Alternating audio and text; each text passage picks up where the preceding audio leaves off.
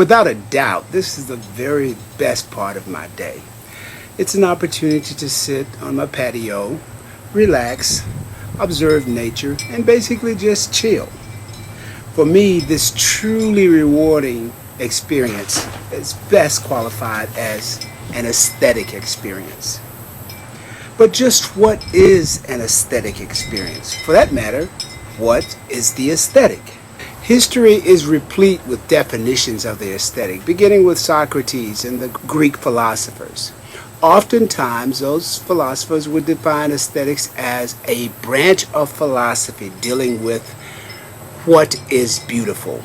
Now, as you can see, this definition of aesthetics is highly problematic because many people differ on their conceptualizations of beauty. The essence of Greek philosophy on these issues was an attempt to codify, to place a system into place in which criticism becomes an effective method for determining that beauty. Well, for me, I prefer a more practical definition and application of the term aesthetics. And in my effort to do so, we will define specific characteristics of the aesthetic, and we'll also talk about aesthetic experience, aesthetic objects, and in an effort to ensure that the practical application of it is not beyond the average human being, the average student. When you finish this video and when you finish the activity, you'll see that aesthetics are an integral and critical part of all of your lives, all of our lives, and that we make these aesthetic decisions every day and each day. First of all, let's remember that the classical definition of aesthetics, which prescribes to it an effort to determine what is beautiful, will be abandoned at this point in time. We'll replace what is beautiful with what is of value. Because things that are of value we will cherish, and we will generally assign what we call intrinsic value to those things. By intrinsic value, we simply mean value which is lifelong. We value it in such a way that we repeat it, we maintain it. Extrinsic value, on the other hand, refers to a level of value in which it may have some momentary value to fulfill a purpose, but as soon as that purpose is over, we cast it aside. Now, ordinary experience and aesthetic experience differ greatly. But in order to understand those things, let's talk about the psychological processes involved in experiencing our world.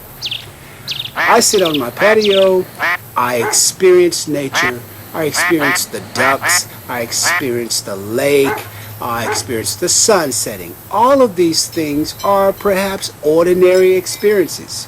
But I can convert those things to aesthetic experiences simply from my psychological perspective and point of view. That is, the actions that I can perform cognitively and the value judgments that result from that. Our entire world is perceived. If we were not perceiving things in our world, we wouldn't know it was there. We perceive the world, and we primarily perceive the world through sensory methods. That is, we see things, we smell things, we taste things, we touch things, we hear things. Human beings are creatures of sensory perception. You are a creature of sensory perception. Otherwise, you would not experience your world. It is the result of those sensory perceptions and our focus on how we are perceiving those things, and especially the value which we assign to those things as a result of perceiving them, which distinguishes ordinary experience from aesthetic experience. In your environment, things have functions or purposes. Clothing has the purpose of yielding the body or protecting the body from the environment. Food has the purpose of providing nutrients and sustenance. Most of the things that you require in your life and engage with in your life have purposes and functions. And often we are only cognizant of the fact that those things have purposes. But I would submit to you that as human beings, you also are highly engaged with what we call the aesthetic components of those objects. That is, the components that have absolutely little to do with their purpose, but represent the significant attributes of those things. Since we only experience our environment or experience our world through our perceptions, we do it in either of two ways: ordinary or utilitarian, and aesthetic. First of all, what is ordinary experience? Ordinary experience is experience in which we only rely on validating whether or not an object fulfills its purpose or function. As we earlier said, food is for sustenance and providing us energy. So we assign value to food only to the extent that it provides sustenance and energy and nutrients. Clothing. The purpose of clothing is to protect the body from the environment. So we assign value to clothing only to the extent that that clothing protects our body from the environment. Now, you can see what a miserable, dull life we would live if those were the only decisions and experiences we were making. But as I said, we make many other types, and those experiences are aesthetic experiences. We're not always cognizant of the fact that we're making those decisions based on aesthetic components. But after this lecture, I think you will come to the conclusion that probably decisions that you make are based on aesthetic issues as opposed to utilitarian issues or ordinary issues. Ordinary or utilitarian experience is only concerned with, does the object fulfill its function? Aesthetic experience, on the other hand, is concerned with focus on the attributes of the object or the experience. An attribute is no more than a specific quality or a specific characteristic of an object, and it distinguishes it from other objects or other types of objects. So aesthetics are those specific attributes of objects or experience which distinguish it from other objects or experiences. And it may have absolutely nothing to do with the function of the thing or the experience. While ordinary experience or utilitarian experience is a process of evaluating and assessing how well an object or an experience fulfills its purpose or function, aesthetic experience is a psychological and emotional process of assessing the attributes of an experience or an object in order to assign value. Now, in both cases, this value can be intrinsic, extrinsic, or absolutely no value at all.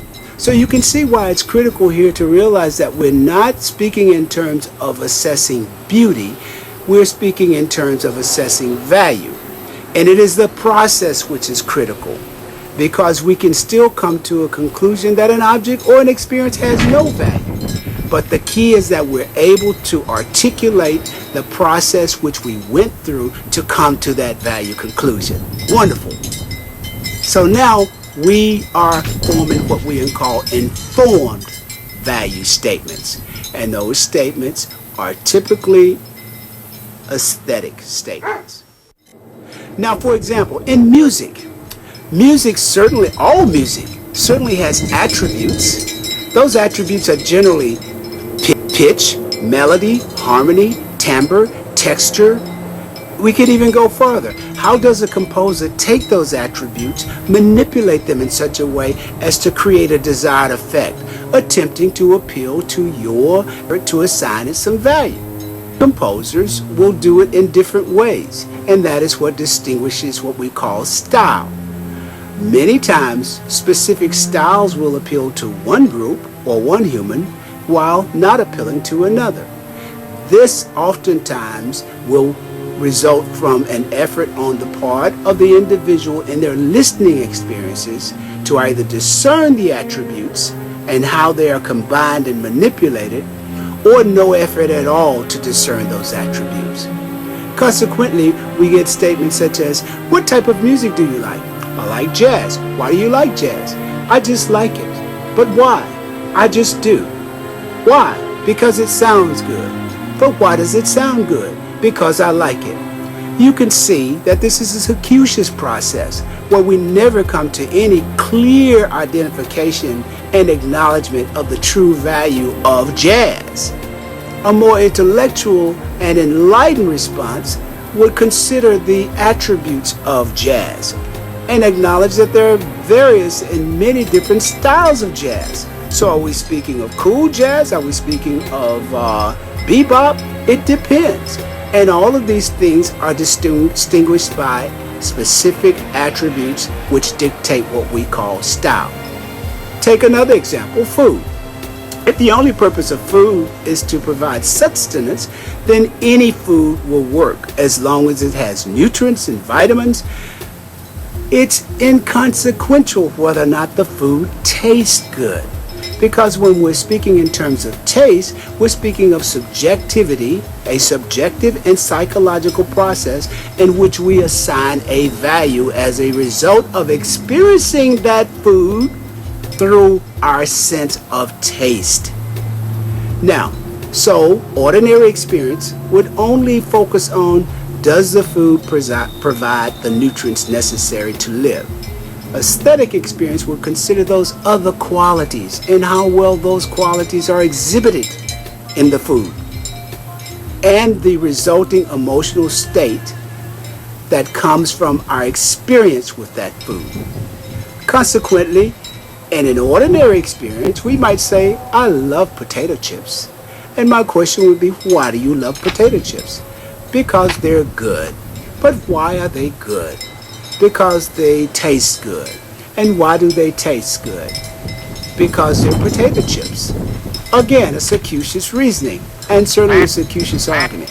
And I would submit to you that psychologically, all human beings are much more intelligent, and all needs to be done is to call their attention that they are making decisions, and they're making decisions based on aesthetic qualities in the potato chips, which impact taste. So what are the things that impact taste? It could be texture, it could be saltiness, sweetness. All of those things are aesthetic qualities. It could be, how do the potato chips look? Are they dirty? Are they white? Are they barbecue colored? Color. It could be many different things. How do they smell? These things are perceptual things that we're experiencing through our senses, and we're constantly psychologically assigning value. Almost like a computer. We do it so quickly that often we don't even think about it. We're making aesthetic decisions, and we're forming those aesthetic decisions into one big ball that we call a value judgment on an object or an experience.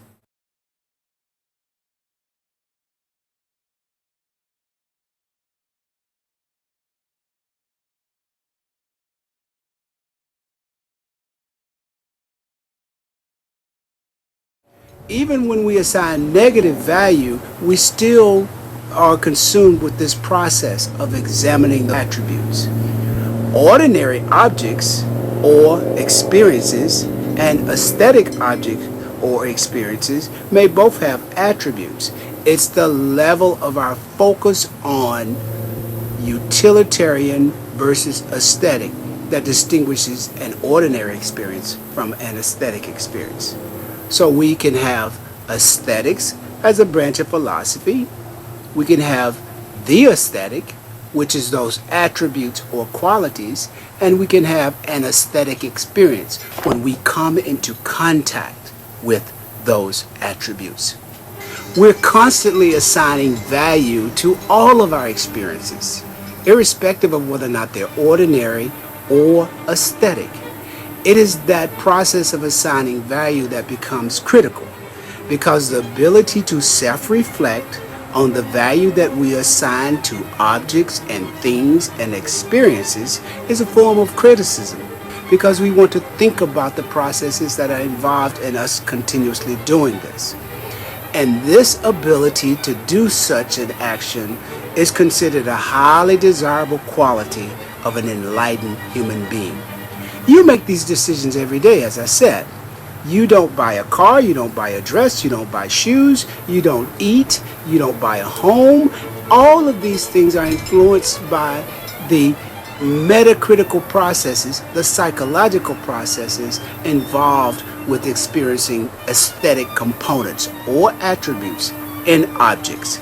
And we continuously do this. The key is that we're considering aesthetics in most of the important decisions that we make, especially consumer-driven decisions in all of our daily lives. Your lives and the lives of all human beings are consistently and constantly engaged with aesthetic experiences. The key is to acknowledge that those experiences exist, to self-reflect, and recognize when we're making those decisions. When we choose something, when we qualify something as liking or disliking, when we shun something, we're often considering the aesthetic attributes of those somethings.